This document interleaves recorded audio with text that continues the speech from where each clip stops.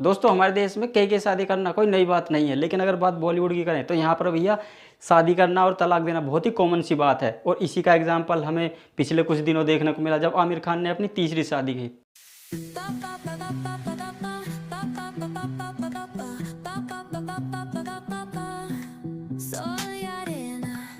बात ये नहीं है कि उन्होंने तीसरी शादी की, 3 शादी करे, 4 शादी करे, वो तो अपनी मर्जी है। लेकिन अगर तीनों शादियों का पैटर्न उठा के देखा जाए तो वो सेम ही रहा है। तीनों ही शादियों में लड़की हिंदू रही है और उनसे जो बच्चे हुए हैं वो हमेशा खान के नाम से ही जाने जाते हैं।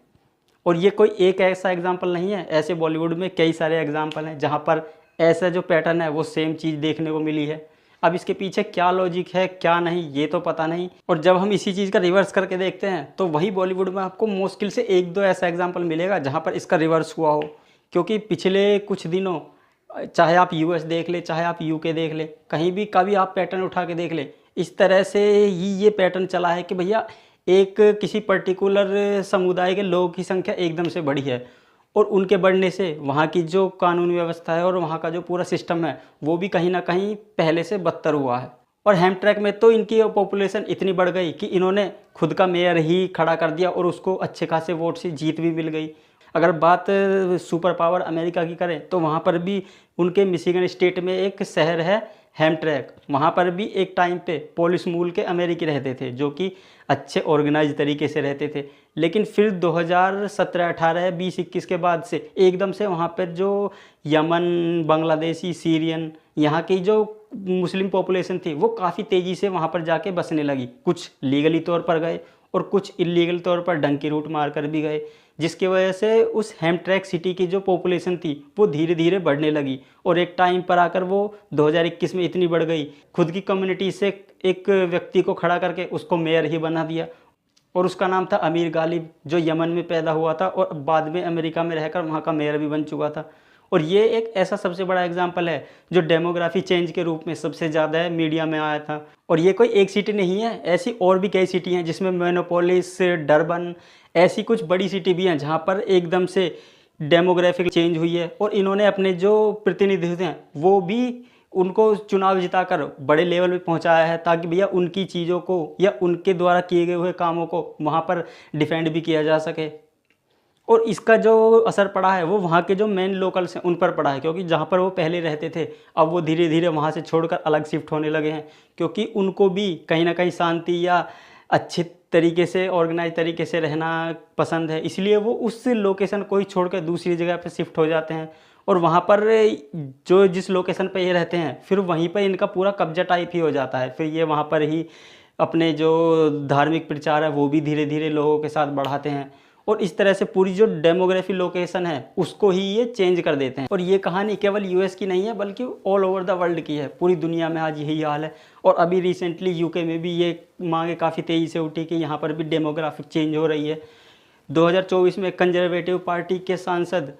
पॉल स्कॉली ने भी ये चीज़ें कही थी कि भैया, और उन्होंने इस तरह से चीज़ों को कहा था कि यूके के कुछ पार्ट जैसे कि टावर हिल, ब्रेडफोर्ड और स्पार्क हिल जैसे कुछ ऐसे लोकेशन हैं जहां पर नो गो एरिया कहा था, यानी कि उन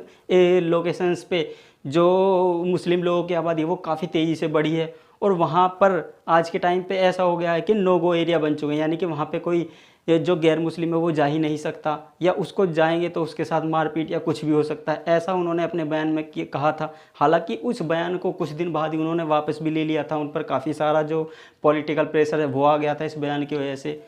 हालांकि उन्होंने अपने बयान वापस लेने से पहले डेमोग्राफिक लोकेशन चेंज होने का ये पूरा मुद्दा यूके में काफ़ी तेज़ी से उठा दिया था और मीडिया हेडलाइंस भी इस पर काफ़ी तेज़ी से उनका ध्यान गया था कि भैया ऐसी चीज़ भी यूके जैसे बड़े देश में हो रही हैं। और इससे पहले भी अगर बात फ्रांस की करें तो 2002 में वहाँ के जो राष्ट्रपति चुनाव लड़ने वाले थे उन्होंने भी अपने बयान में ये चीज़ें कही थी जिससे